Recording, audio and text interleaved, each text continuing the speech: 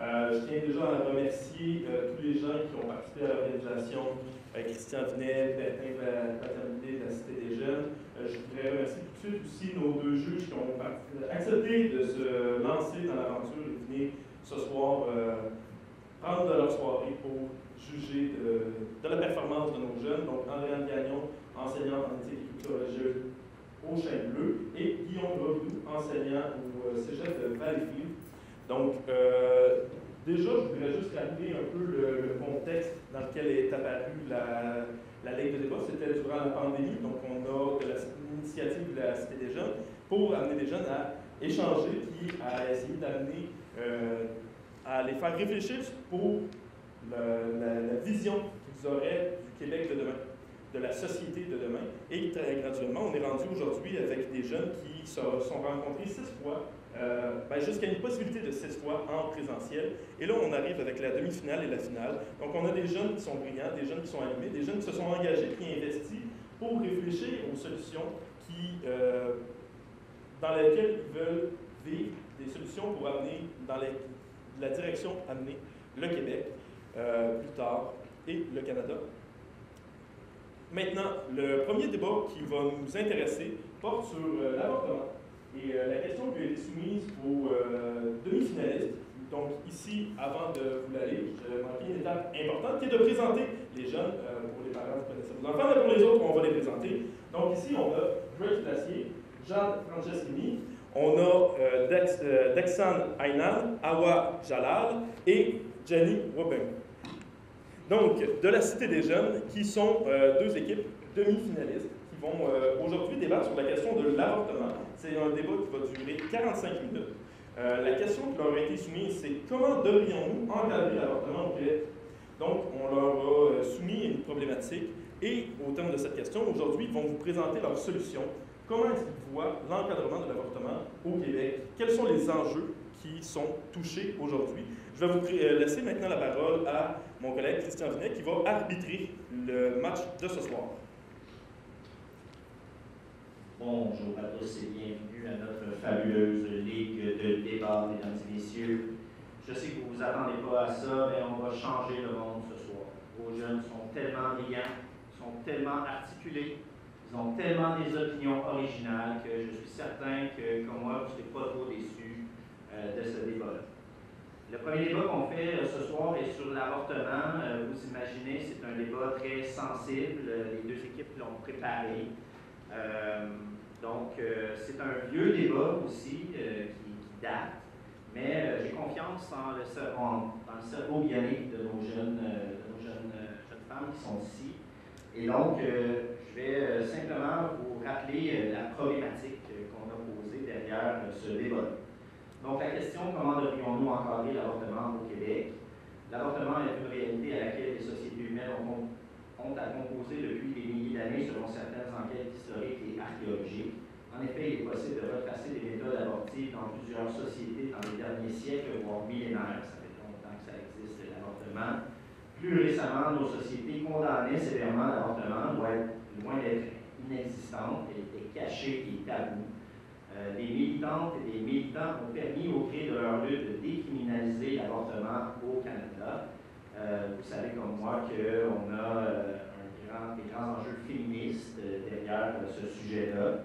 Cependant, la question de l'avortement revient sporadiquement à l'avant-scène médiatique au Canada. Or, si pendant plusieurs décennies elle revenait, mais elle n'était pas mise en péril pour autant.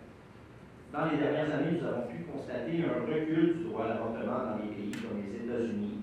Encore cette semaine, je ne sais pas si vous avez vu l'actualité, encore une loi qui est apparue aux États-Unis à ce sujet. Comme tout droit, il est possible d'en discuter la légitimité. Or, ce n'est pas la question qui est posée actuellement par la ministre de la Condition féminine, mais bien la question de savoir comment encadrer ce droit au Québec. Donc, avant de laisser la parole aux participants, là, vous comprenez, on ne voulait pas vraiment poser l'avortement en étant pour ou contre. Donc, la façon que ça va fonctionner, c'est qu'on va demander à chaque équipe de faire une déclaration d'introduction, de faire une première proposition. Après ça, on va alterner dans chacune des équipes pour avoir un argument. Et après ça, on va passer à un débat libre. On a un total de 45 minutes à passer là-dessus. Je vais vous demander de lever la main pour intervenir. Je voudrais entendre tout le monde. Ma fabuleuse collègue Mathilde, ici, va être la gardienne du temps. Donc, je prends pour acquis que vous avez 2 minutes maximum pour chacune des interventions. Est-ce que vous avez des questions? Non? On y va? Oui. C'est parti. Alors, faut que je laisse le micro ouvert. Je sais, je ne suis pas habitué. Faut que je laisse le micro ouvert. Donc, est-ce qu'il y a une équipe qui voudrait commencer avec la déclaration d'introduction? On vous laisse aller.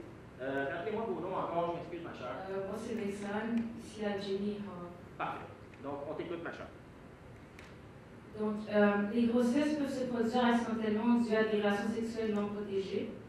Avorter est une des solutions qui pourrait être abordée. Comment devrait-on encadrer l'avortement au Québec?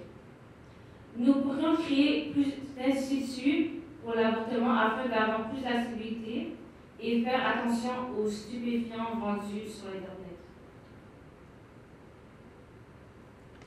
Ça va? Merci beaucoup. On va passer. Je pense qu'on va s'habituer. Donc, je vous donne la parole de l'autre côté pour la déclaration d'introduction. On vous écoute. Donc, ici, nous sommes Soumaï, d'une façon que nous sommes venus dans le monde. Par contre, dans certains cas où un avortement, c'est assez nécessaire. Donc, cela étant une interruption prématurée de la grossesse, sous 2 formes précisément, non spontanée, donc la fausse couche, ou bien provoquée par une chirurgie par la pilule abortive. Donc, dans le fond, autant psychologiquement que médicalement, malgré le fait que le système nous donne le choix à 14 ans, certains croient que l'avortement devrait être illégal pour plusieurs raisons. Et bien sûr, chacun son opinion. Par contre, la lutte des droits à l'avortement a été et est toujours, une grande bataille et un mouvement pour les femmes au Québec. Donc, la question qui nous concerne, on ne peut pas rentrer dans la légalité pour voir si ça doit être légal ou pas. Pour nous, on pense que ça devrait être légal et il y a certaines façons que ça devrait l'être, autant pour protéger nos femmes victimes de viol, de graves maladies, si une personne est trop jeune. Il y a plusieurs raisons pour voir que c'est correct d'avoir un avortement. Donc, on viserait une meilleure accessibilité, une meilleure éducation sexuelle ainsi que des cliniques qui vont pouvoir laisser l'avortement encore plus tard que le personnel. Très bien. Très bien, merci beaucoup. Donc là, c'était votre déclaration d'ouverture. On va maintenant passer aux arguments spécifiques. Est-ce que c'est Jimmy? Ah, je m'excuse. Vas-y, ma chère, on écoute. Donc, premier argument, sur Internet, il y a beaucoup de gens qui vendent toutes sortes de stupéfiants et certains jeunes ont tendance à acheter ce type de stupéfiants. Par exemple, pour l'avortement, des gens vendent des pilules illégalement pour avorter, mais ce n'est pas toujours la bonne chose. Et il y a des risques liés à cela. Donc, qu'est-ce que je veux dire en fait? C'est qu'il y a des gens qui veulent avorter, mais au lieu de se rendre dans des cliniques médicales, ils vont juste aller sur Internet, fouiller, et des gens vont leur vendre illégalement des pilules, et c'est ça qu'ils vont prendre, mais ce n'est pas nécessairement la bonne chose pour eux. Très bien, c'est cher. Jade, on écoute pour le premier argument.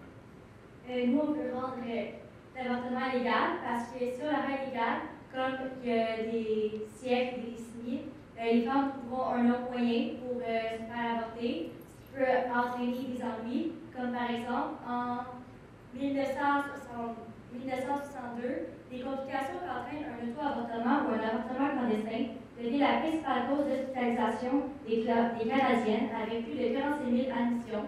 Donc, pour éviter toutes ces admissions, on voudrait que ça reste légal.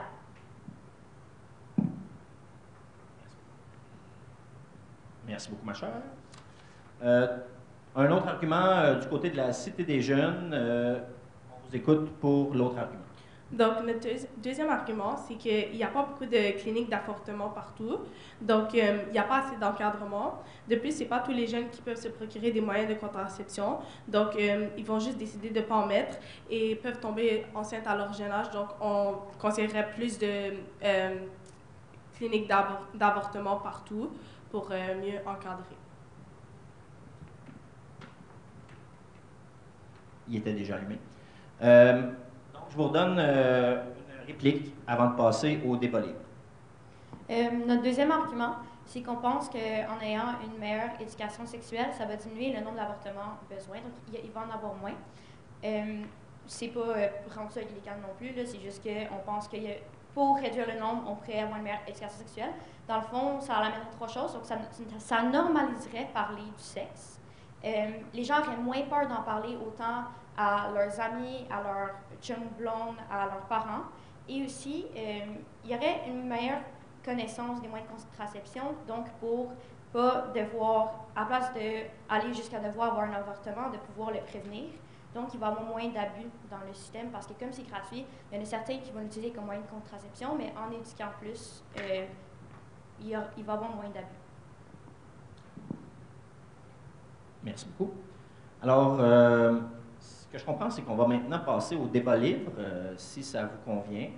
Donc, à partir de là, ça va être votre talent à interroger vos adversaires, à questionner les positions qui ont été énoncées jusqu'à présent.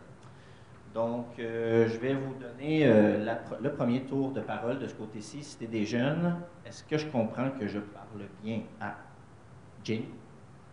C'est toi? Je t'écoute, ma chère. OK, donc pour commencer, j'ai une question. Est-ce que pour l'avortement, vous allez mettre des restrictions, par exemple, en dépendant du nombre de mois, de combien de mois la personne est enceinte? Non, on va. Dans certaines cliniques, les docteurs peuvent refuser de donner un avortement à une femme où que la grossesse est plus avancée, de 24 semaines.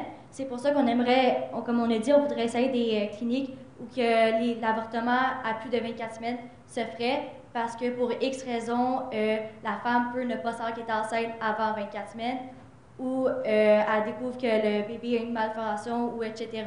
Donc, elle pourrait aller se faire avorter à ces cliniques-là, parce que sinon, les médecins normaux, souvent, ne vont pas vouloir le faire à cause des risques. Ils vont les envoyer dans d'autres provinces, d'autres pays, ce qui peut coûter de l'argent que les personnes n'ont pas. Mais si c'est par exemple 8 mois, est-ce que l'avortement va quand même être permis? Parce que vous avez dit qu'il n'y a pas d'encadrement pour le nombre de mois, mais si c'est 8 mois, c'est carrément l'enfant va sortir. Bien, nous, personnellement, on ne pense pas qu'il devrait avoir un certain nombre de mois parce qu'on ne sait jamais ce qui peut arriver.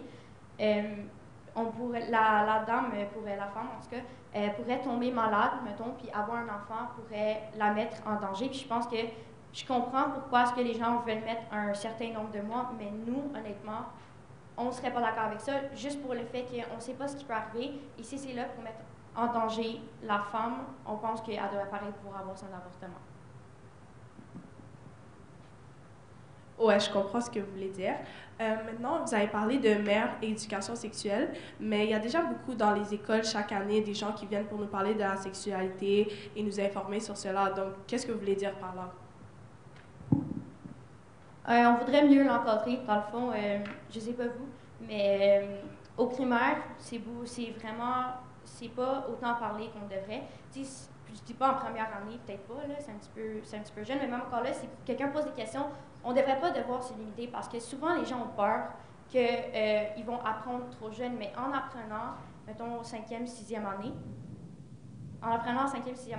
dans le fond, ce qui va arriver, c'est qu'ils vont être prêts pour le secondaire quand on va commencer à parler de sexualité, qui arrive, si je ne me trompe pas, en secondaire 2. Mais on pense qu'on devrait plus élaborer, dans le fond, pas juste expliquer comment est-ce que tu fais un enfant, mais vraiment rentrer dans c'est quoi une contraception, comment est-ce que tu peux avoir accès à un avortement, vraiment des choses de vie que j'ai l'impression qu'on sent vraiment quand on parle de sexualité. OK, j'ai une question pour quand vous avez dit on va pas mettre de limite pour les abortions et tout, mais quand le bébé a déjà 8 mois, il y a déjà des battements de cœur et tout, qu'est-ce que vous pensez sur ça? Vous pensez pas que c'est comme tuer un enfant?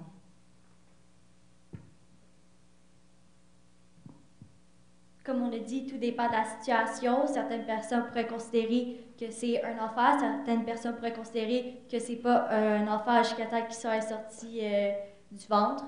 Donc, tout dépend de la situation et de la personne.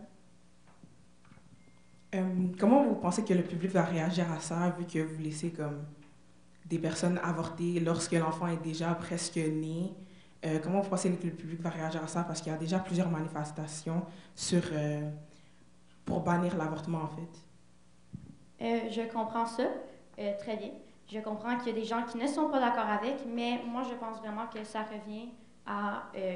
parce que c'est sûr qu'il y a des gens qui sont pro-vie, mais ça revient au choix de la femme, de ce qu'elle veut faire avec son corps, honnêtement. Je comprends vraiment que ça se peut que ça cause une certaine... je ne sais pas trop comment dire, une certaine difficulté à l'accepter, mais il faut y penser. Si ça va mettre en danger la femme ou le fœtus, je ne comprends pas pourquoi est-ce qu'elle ne pourrait pas avorter.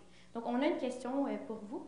Est-ce que vous pensez que l'âge légal devrait changer? Parce qu'en ce moment, l'âge, c'est 14 ans, sans besoin de consentement parental. Est-ce que ça devrait changer selon vous?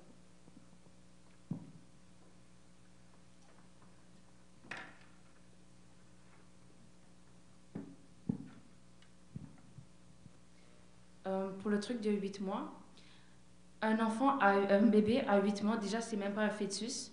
À 8 mois, il y a déjà des battements de cœur. Donc, c'est comme si tu empêchais la vie de quelqu'un. Oui, permettez-moi quand même de vous demander de répondre à la question qu'ils ont posée par rapport à l'âge. Est-ce que vous voyez des restrictions à venir par rapport à l'âge de l'avortement? Non, je dirais qu'on serait ouvert à tous, mais si tu es très jeune, avec le consentement de tes parents avec, parce qu'on veut vraiment être accessible à tout le monde, peu importe ton âge, c'est juste que si tu es trop jeune, il faudrait que les parents soient inclus aussi. Pour élaborer un petit peu, qu'est-ce que vous feriez si une jeune fille est victime d'agression sexuelle, donc de viol, et puis ses parents sont très religieux et que ses parents ne veulent pas qu'elle se fasse avorter son enfant? Qu'est-ce que vous ferez dans ce cas-là? Qu'est-ce que vous en pensez?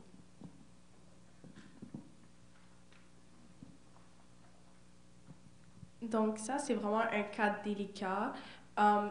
Est-ce que tu parles de, juste me répondre, tu parles d'une personne jeune comme au primaire ou au secondaire? En bas de 14 ans, parce que comme c'est l'âge légal, 13 ans, oui. Donc, on pourrait parler avec des adultes de l'école, des adultes en qui elle a confiance, peut-être pas ses parents, mais comme dans son entourage, quelqu'un à qui elle fait confiance et qui est majeur pour avoir le consentement. Mais ça serait vraiment délicat parce que après ça, c'est ses parents et elle est en bas de 18 ans et ils doivent quand même savoir qu'est-ce qui se passe avec leur enfant. OK, c'est bon. Est-ce que vous serez d'accord qu'on ait des intervenants de la CSC, parce qu'il y a des places qui le font, mais est-ce que vous serez d'accord que si tu es en bas de 13 ans, en bas de 14 ans, désolé, est-ce que vous serez d'accord à avoir un intervenant qui va pouvoir parler et avec l'enfant et avec le parent pour essayer de trouver une solution? Est-ce que vous serez d'accord avec ça? Ben oui, bien sûr, parce que parfois, certains parents, c'est un peu délicat de les parler, mais peut-être que si c'est une personne de l'extérieur qui parle à leur place, ça va mieux les aider. Plus tôt, vous avez parlé à 8 mois, là, le fœtus a un battement de cœur et que c'est une humeur. Pour être plus spécifique, j'ai une question pour vous. À partir de quelle semaine, quel mois, vous décidez que ça passe de cellules à un être humain comme nous? Ben, comme vous nous avez dit, genre, peut-être que la femme peut pas, comme, savoir qu'elle est enceinte, mais on va se dire qu'à 8 mois, elle sait très bien qu'elle est enceinte, genre, le ventre est assez gros. Donc, on va se dire comme, à comme 4 mois, le ventre est pas aussi gros. Genre, peut-être à 5 mois, tu peux, comme, savoir qu'elle était enceinte. Donc, on va dire comme, environ 5 mois. Mais à 8 mois, c'est juste trop. Ben, je vais vous poser un petit peu la même question. Dans le fond, à partir de... Pour voir à partir de quel temps la femme devrait ne pas se faire avorter? 5 mois.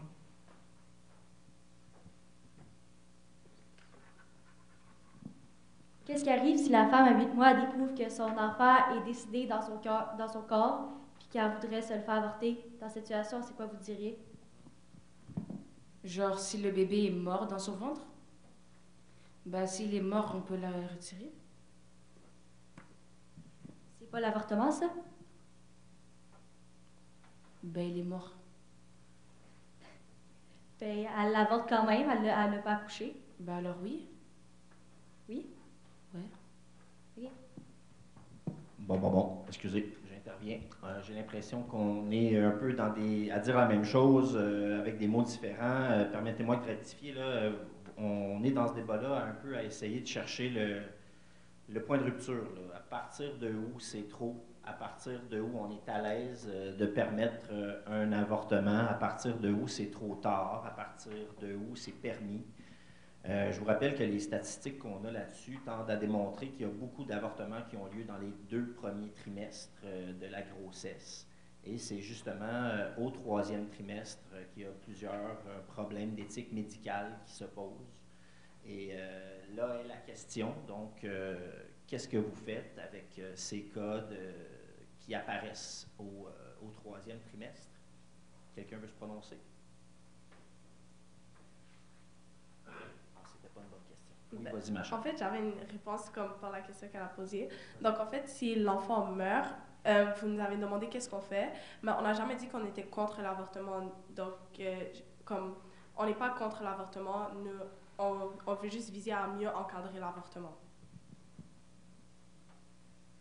Qu'est-ce que vous pensez des cas de, par exemple, de trisomie 21? Des fois, on peut le savoir à l'avance. Est-ce que dans certains cas où que tu sais que l'enfant va être paralysé, il va y manquer un membre, des choses comme ça, est-ce que vous pensez que c'est une raison correcte de vouloir avorter? Ça dépend des valeurs de la mère. Si elle veut l'avorter à cause de ces raisons, ben, alors on va faire son choix. Mais ce n'est pas une raison valable d'avorter pour ça. Mais si la mère veut, on le fera sans problème. Je pense que j'ai trouvé un point où est-ce qu'on n'est pas d'accord. Parce que si, par exemple, tu accouches d'un enfant, mettons, je vais vraiment y aller dans l'extrême, là, mais un enfant à l'école. Donc, dans le fond, ne peut pas marcher, ne peut pas manger par lui ou elle-même, des choses comme ça. Vous ne pensez pas que c'est une bonne raison de vouloir avorter? Pas pour le fait que ça tue quelqu'un, mais pour le fait que ça va beaucoup, beaucoup impacter la vie de la femme qui aurait pu aller travailler parce que travailler et continuer sa vie. Est-ce que c'est mieux d'avorter ou que la femme doit consacrer une grosse partie de sa vie à s'en occuper ou juste, mettons, de mettre en adoption l'enfant? Donc, en fait, qu'est-ce que tu me demandes, c'est si la personne, vous découvrez comme après 8 mois que l'enfant est un problème? Pas nécessairement après 8 mois, juste en général, quand que ça va être découvert. Ben, en fait, ça dépend de la personne, si elle veut avorter, si elle veut accoucher l'enfant ou afin de l'adopter, ben, le donner en adoption, mais ça dépend, oui. On avait une question aussi pour vous. Comment vous allez gérer la distribution de l'avortement? Est-ce que vous pouvez juste préciser un petit peu? Moi, je vais te demander, s'il vous plaît, reformulez votre question, s'il vous plaît. OK, par exemple, genre les pilules contraceptives et tout. Genre les types d'avortements, genre les pilules et tout. Comment vous allez distribuer ça au public? Vous parlez de la pilule abortive? Ou genre, en fait, l'avortement, comment que ça va se passer? C'est ça la question? Ouais. OK. Ben, honnêtement, pour l'instant, je pense que ça va de la façon que c'est fait. Tu peux t'informer. Ça dépend. Si tu as une carte d'assurance maladie, c'est sûr que c'est plus facile parce que c'est gratuit, il n'y a pas de coût. Puis à partir de 14 ans, tu n'as pas besoin de l'avis de tes parents. Il y en a qui prennent pareil, mais c'est pas obligatoire. Pour ce qui est en bas de 14 ans, on en a déjà un petit peu parlé. Mais je pense que, parce que la pilule abortive, dans le fond, c'est dans les premières semaines, si je ne me trompe pas. Oui, c'est ça. Dans les premières semaines. Mais pour l'avortement en tant que tel, ben, ça se resterait comme c'est en ce moment, honnêtement. Donc, tu t'en vas dans une clinique, tu te fais avorter, puis c'est pas mal ça. Mesdemoiselles, juste être sûr qu'on ne laisse pas de filon à découvert. Là, il me semble qu'il y a une question que vous avez posée aussi, qu'on n'a pas de réponse encore. Là, vous interrogiez à savoir comment mieux encadrer. C'est bien ça, votre question? Alors, permettez-moi de vous relancer cette question-là. Dans le contexte actuel, quel genre d'encadrement voyez-vous qui devrait être amélioré concernant l'avortement? Ben déjà, tout ce qui est éducation sexuelle, le système devrait changer un petit peu. On devrait avoir l'avis des élèves de ce qu'ils veulent savoir parce que tout ce qui est déroulement ou pendant, c'est pas pareil. J'aimerais vraiment qu'on mette plus d'emphase sur tout ce qui est contraception parce que ça va faire en sorte qu'il y ait moins d'avortements. Donc, parce que, bien sûr, l'avortement, la pilule abortive et la pilule contraceptive n'est pas pareil. Contraceptive, c'est vraiment juste essayer d'éviter une grossesse, tandis que la pilule abortive, c'est vraiment de faire une interruption à une grossesse. Donc, c'est vraiment juste de plus encadrer tout le système d'apprentissage. Et pour ce qui est l'avortement, juste voir comment est-ce qu'on va aider ceux qui sont en bas de 14 ans. Ok, j'ai une question pour votre éducation sexuelle. Comment vous pensez que les parents vont réagir à savoir que, par exemple, leur enfant de comme 9 ans, comme il parle déjà de grossesse et de sexe et tout? Sexualité, c'est un gros mot, donc je vais rentrer dedans un petit peu plus. Sexualité, ce n'est pas juste le sexe, la reproduction, c'est tout ce qui a rapport avec la puberté, l'orientation sexuelle, des choses comme ça. Donc, quand je dis sexualité, c'est vraiment un grand spectre. Bien sûr, tout ce qui est faire un enfant, tu ne vas pas raconter ça à un enfant de 8 ans, c'est sûr. 9 ans, désolé, vous avez dit 9 ans. Par contre, il y a des choses qu'on peut parler à 9 ans parce que on faudrait mettre plus d'emphase sur la puberté parce que les cours de puberté, on ne parle pas de la bonne façon. Nous, on avait eu comme un cours, vous voyez, c'est pas assez. Tu peux pas juste expliquer c'est quoi un pénis et un vagin et les menstruations, puis après ça, c'est fini. Parce que les enfants vont avoir des questions. Moi, je pense que si ton enfant, parce que c'est sûr que ça dépend de l'enfant quand ils sont prêts, mais s'ils commencent à se poser des questions, les enseignants devraient avoir le droit de répondre sans que ce soit tout un « OK, mais pourquoi tu as répondu ça à mon enfant? » Quel type de questions tu parles? Tu pourrais me donner des exemples? Si on y va dans ce que vous avez dit à propos de la reproduction, si un enfant très jeune demande, ben, tu sais, comment est-ce qu'on fait un enfant, c'est sûr que là, tu ne vas pas juste y dire, OK, c'est comme ça, comme ça, comme ça, parce que c'est sûr que ça va dépendre des valeurs des parents, mais c'est pas quelque chose à cacher à partir d'un certain âge. Si tu deviens curieux, tu veux vraiment savoir, mais je pense qu'il y a une façon de faire. Pas juste dire à l'enfant, ah, t'es trop jeune, mais il y a une certaine façon qu'on pourrait l'expliquer en disant, ah, mais tu sais, c'est quelque chose que tu peux apprendre quand t'es plus vieux, mais s'il insiste puis il veut vraiment savoir, je pense qu'on peut y aller pour expliquer. Ben, tu sais, il y a le fameux, ouais, quand un papa puis une maman s'aiment beaucoup, c'est sûr que ça, c'est quand même le classique, mais juste de pouvoir les répondre, ça serait bien, parce que sinon, ça va causer beaucoup plus de curiosité et il ne faudrait surtout pas, je ne sais pas si vous êtes d'accord avec ça, mais l'Internet n'est pas la meilleure façon d'y apprendre parce que autant juste sur Google que tout ce qui est pornographie, c'est pas des vraies choses qu'on voit. Bon, on dirait qu'on a un consensus là-dessus.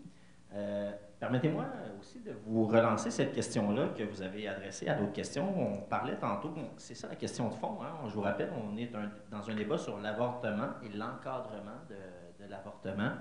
Alors, si je vous posais la question à vous, comment devrait-on mieux encadrer l'avortement? Si je vous donnais la solution à déterminer, qu'est-ce que vous proposeriez?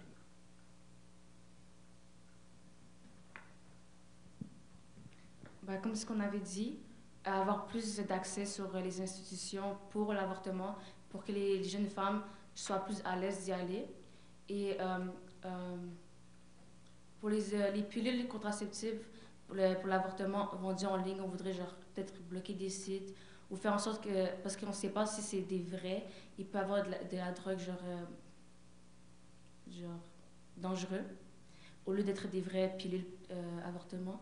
Donc, on dirait plus d'institutions et peut-être bloquer des sites comme ça. Merci, ma chère. Donc, ce que je comprends, c'est que vous proposez un encadrement vraiment plus strict en ce qui concernerait la médication qui vient avec l'avortement.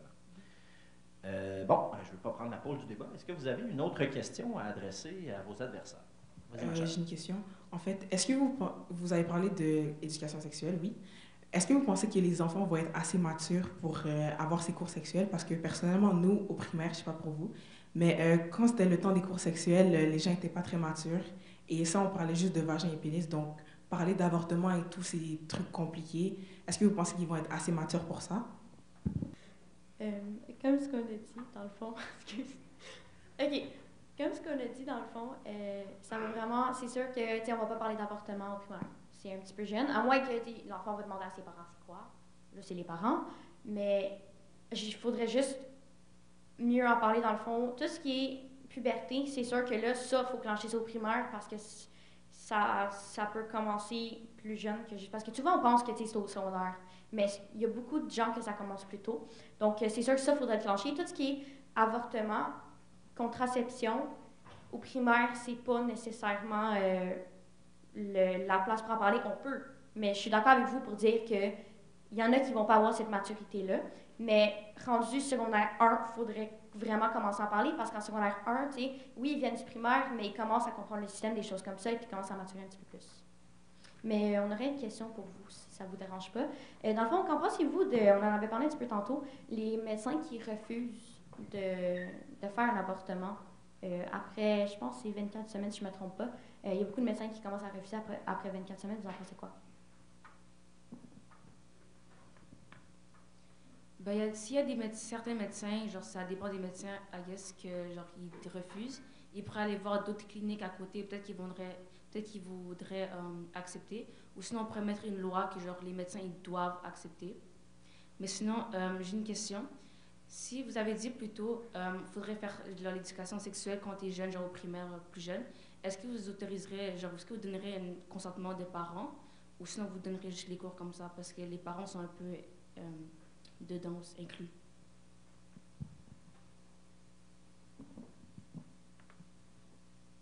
Ben, rendu là, c'est parce que si on demande le consentement à tous les parents, puis qu'un parent refuse, c'est juste quelques élèves, peut-être qu'ils peuvent trouver une solution de sortir de classe ou whatever, mais les autres élèves qui étaient en classe vont sûrement lui parler.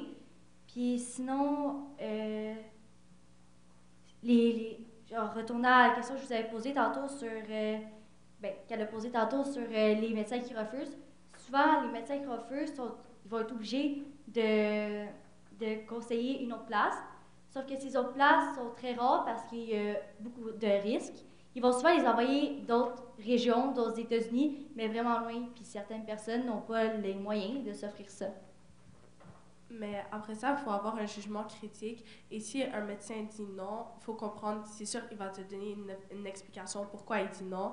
Il ne va pas juste dire non, j'ai pas envie que tu avortes. Non, c'est sûr qu'il y a une explication bien précise, médicale, ouais.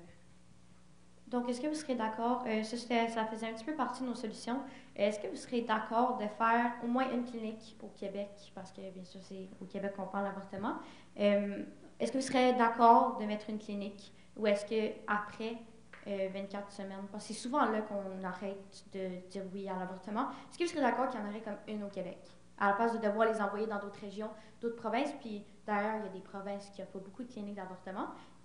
Parce que c'est sûr que s'il faut que tu les envoies aux États-Unis, il n'y a pas tout le monde qui a les moyens. Parce que oui, l'avortement, c'est gratuit. Mais s'il faut que tu les envoies dans une autre région, c'est pas gratuit.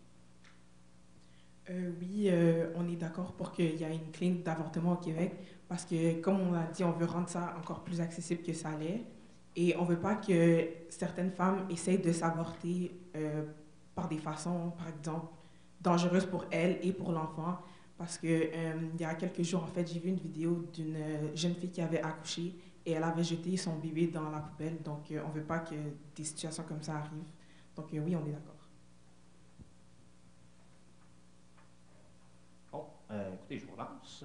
On commence à avoir un débat qui prend du relief. Là, tout à coup, on envisage l'option d'avoir des centres d'interruption volontaire de grossesse qui pourraient traiter des femmes jusqu'à 40 semaines, enfin très loin dans leur grossesse. On est en train de dire, on aurait un centre ou des centres qui pratiqueraient des avortements après la 24e semaine, et puis on n'a pas encore déterminé le seuil en haut de ça. Donc, je vous relance un peu là-dessus, à savoir, est-ce que vous voyez les mêmes seuils derrière tout ça? Est-ce que vous voyez les mêmes encadrements? En fait, j'ai une question. C'est combien de mois 24 semaines? Parce que je sais pas. Si je calcule vite, 24 semaines, ça ferait comme 6 mois. Ah, 6 mois. OK, merci. Oui.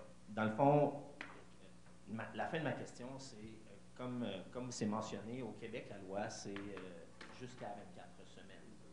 Puis puis après ça, il y a comme un genre, j'appellerais ça un genre de flou, où là, il faut vraiment trouver un médecin qui veut aller plus loin. Vous voyez l'argument pro-vie derrière tout ça. Hein? Les gens vont défendre que le fœtus a une vie, une identité complètement formée. Puis là, ben, vous ouvrez un peu la marge à savoir, ben, OK, on pourrait aller plus loin que 24 semaines. Donc, je voudrais vous entendre sur quels sont les critères. J'ajouterais aussi comme question, vous savez que la plupart des avortements sont pratiqués pour des raisons qui ne sont pas médicales, n'est-ce pas? Dans la plupart des cas, les avortements sont pratiqués, je veux dire, la plupart des gens sont d'accord pour les avortements dans les cas de viol, d'agression, de maladie de la mère, de maladie du fœtus. Mais la réalité, c'est que la plupart des avortements sont pratiqués chez les femmes qui sont en pleine santé, dont le bébé est en pleine santé. Est-ce que pour vous, c'est un problème, ça? Fait que là, je m'excuse, je vous relance sur 2 questions, mais je vous écoute là-dessus.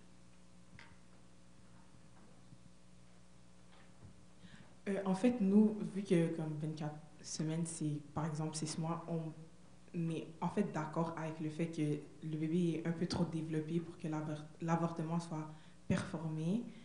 Et ben voilà. Puis pour répondre à la question, dans le fond, Christian, vous avez dit,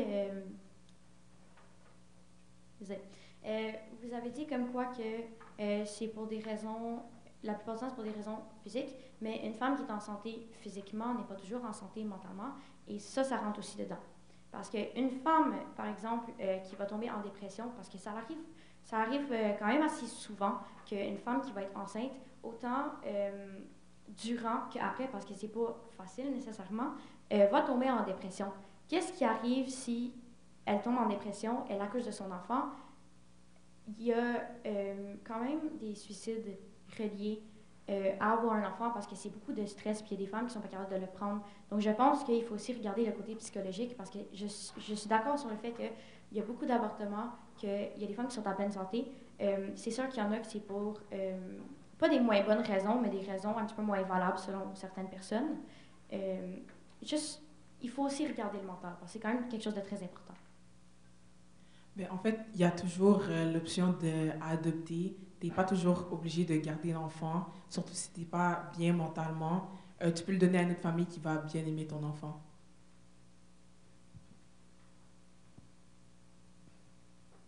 Ben, la femme, si elle peut-être qu'elle n'est pas apte, mais elle va vouloir garder l'enfant, puis souvent, qu'est-ce que la DPJ va faire? C'est que aussitôt à la naissance, ils vont prendre l'enfant ou peu importe. Donc, ce que je pense qu'on pourrait peut-être faire dans ce cas-là, c'est que au lieu d'enlever l'enfant à la femme qui n'est pas apte, on pourrait la laisser avec l'enfant, sauf que chaque jour, peu importe, une personne, une infirmière, peu importe, irait voir comment s'assurer que ça va bien, qu'il n'y a rien qui se passe, que la femme n'est pas en dépression ou n'a pas décidé de se tuer ou tuer son enfant et qu'elle traite bien son enfant, puis aussi elle ne respecte pas ces contraintes-là. Dans ce moment-là, on pourrait l'enlever au lieu de tout de suite l'enlever à la naissance sans savoir elle comment avec un enfant.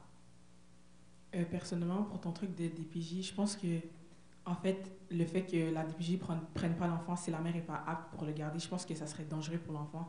Parce que même s'il check, comme tu as dit, genre 1 à 2 journées, la mère a toujours chaque moment pour tuer l'enfant et pour enlever une vie. Donc je pense que ce serait dangereux. Comment vous allez gérer ça?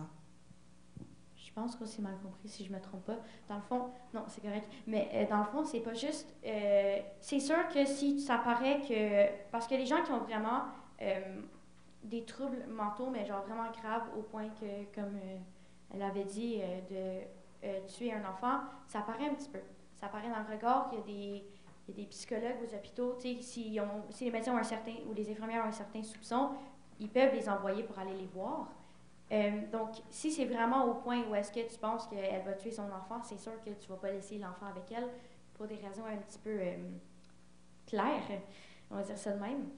J'aurais une question pour vous, parce que, tu sais, bien sûr, la femme elle a une opinion dedans, mais la conception, ça se fait à 2. Est-ce que l'homme, que ce soit son chum, peu importe, devrait pouvoir avoir une opinion sur si elle devrait se faire avorter ou non? Moi, je dirais non, parce que c'est le choix de la femme, c'est elle qui accouche, c'est elle qui a la grossesse. Mais sinon, pour votre, genre, forcer la mère de garder son enfant et, genre, checker avec la DPJ et tout, je pense pas que ce serait bon pour l'enfant parce que la mère le veut même pas. Elle veut pas l'avoir de base.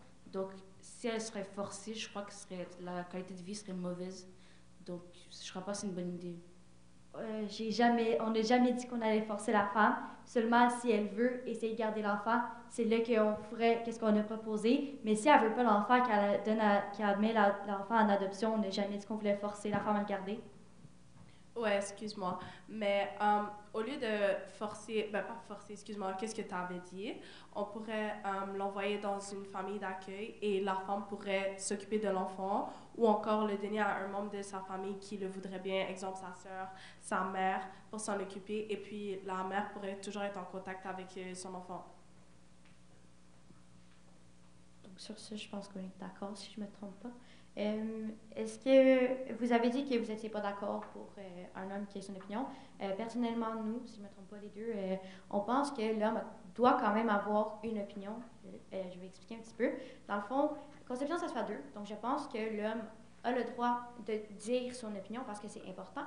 Par contre, à la fin de la journée, ça va être le choix de la femme. Mais je pense que c'est quand même important parce que faire un enfant se fait à deux, c'est important de voir les deux côtés des choses. Puis laisser l'homme s'exprimer en disant ouais, moi je pense que tu devrais peut-être l'avorter pour telle raison, ou tu devrais pas l'avorter parce que moi je veux garder l'enfant parce que telle raison.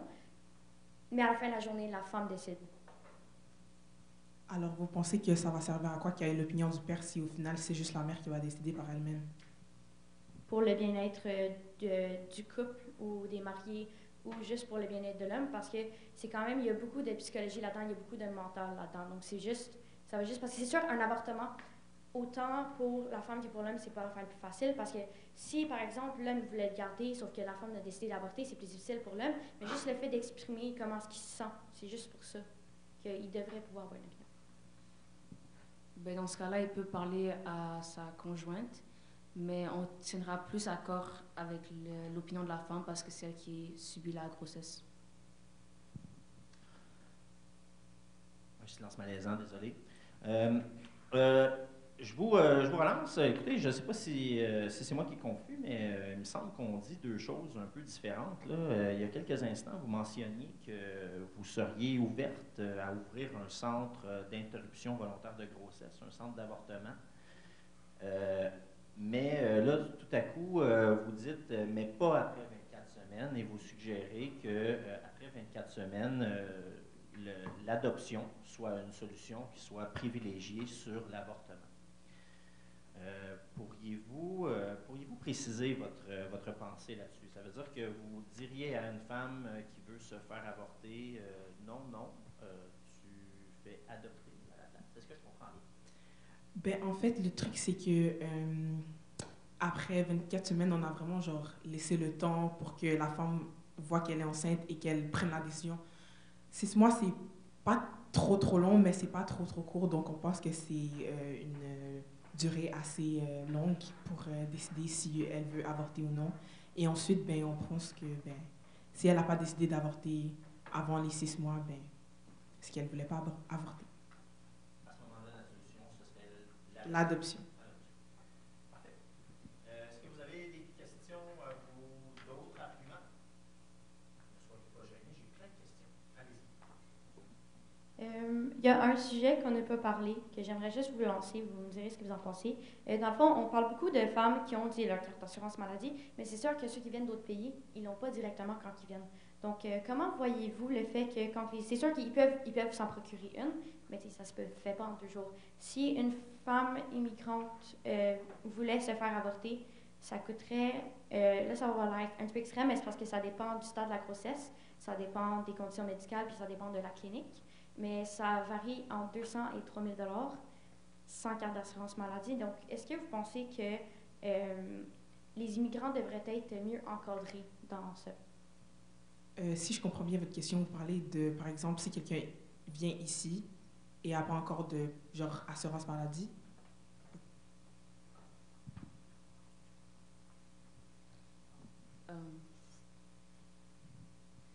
Je dirais que ce serait quand même gratuit parce que c'est quand même un besoin de la nature.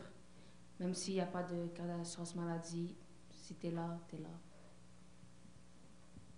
Donc, dans le fond, ce que je propose, ça serait, si ils n'ont pas fait de demande pour une carte d'assurance maladie, ben là, dans ce cas-là, ça va être à leurs frais. Mais s'ils sont en attente de carte d'assurance maladie, je pense que c'est à partir de là qu'on pourrait, parce que ils vont avoir la carte d'assurance maladie.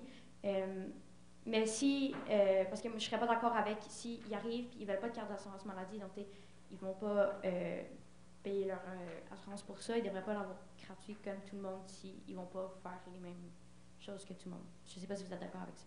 Ouais, en fait, on trouve que comme ils devraient pas payer. Pourquoi?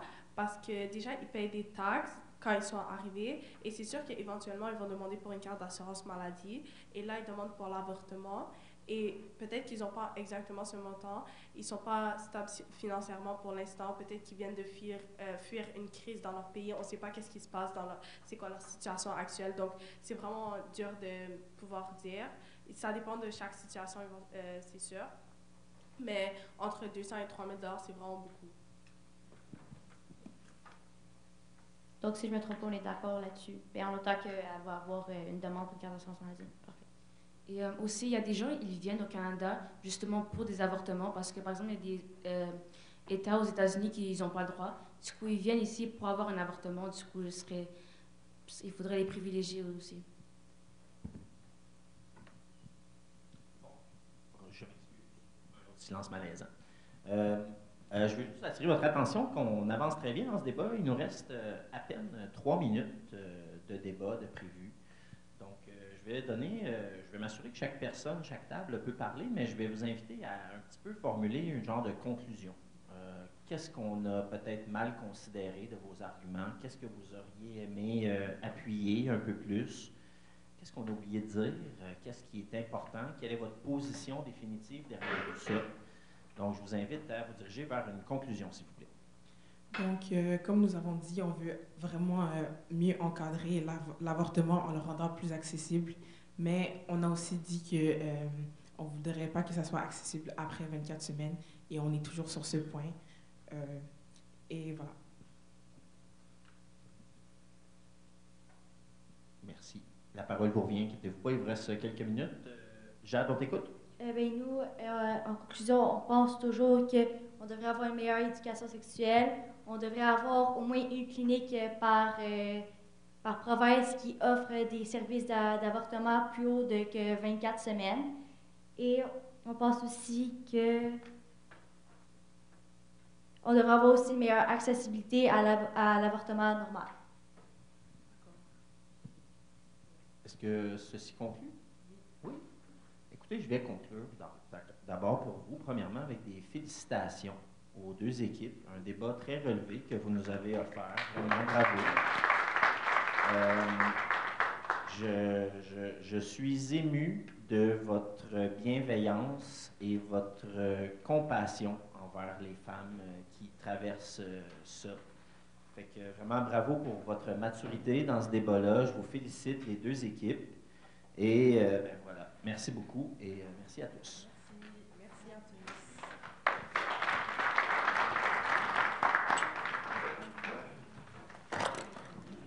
On va prendre une minute pour laisser au juge le temps de juger. S'il y en a qui veulent aller aux toilettes, c'est avant de la cafétéria. À votre droite, il va y avoir une toilette.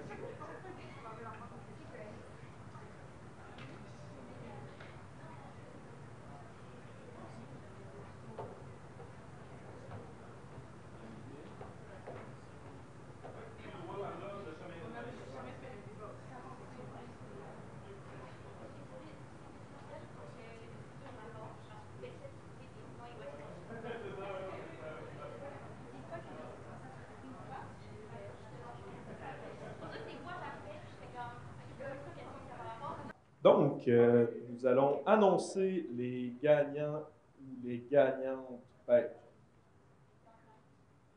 Oui, donc Andréane va annoncer l'équipe gagnante et ensuite les juges vont faire un retour sur le débat et donner quelques commentaires aguerris.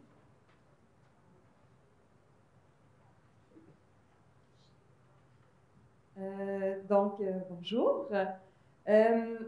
Merci. Merci aux équipes. Je vois une équipe ici. Ah, l'autre que je voyais pas. Bonjour. Hey, merci beaucoup, les filles, de vous être prêtées au jeu. C'était pas un sujet qui était évident. C'est un sujet qui est très sensible. Ça nous a permis d'aborder différents thèmes, thèmes qui, en tant que femme, enseignant l'éducation à la sexualité, je me suis sentie quand même interpellée à plusieurs reprises. Je vous en remercie. C'est toujours agréable d'entendre les jeunes aborder ces sujets-là. On peut commencer avec l'équipe gagnante. Ce fut, on a délibéré, on a eu des observations communes, quelques observations qu'on a pu ensuite ramener chacun de notre côté. C'était serré. On peut le dire comme ça, c'était très serré. Là. On a eu une différence de 2 points au départ qui a séparé les deux équipes. Donc, vous pouvez être vraiment fiers de vous pour le débat. Alors, je vais dire que c'est l'équipe de Soulanges qui l'a remporté. Donc, merci beaucoup, bravo. C'est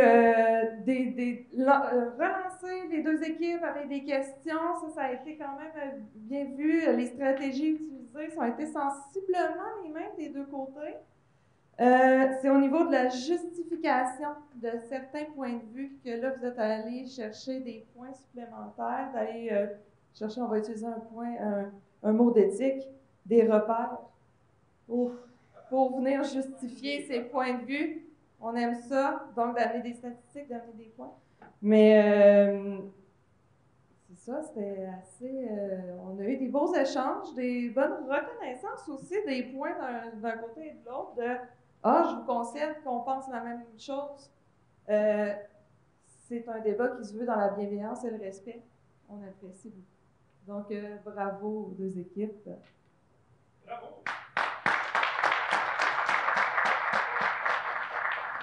Et voilà, tu es libéré de la tâche du micro.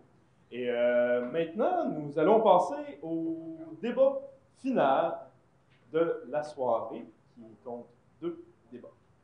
Je vais laisser le juge le temps de s'installer. Oui, ben, félicitations. Jade, félicitations. Bye. Et félicitations à vous également. Très bon débat.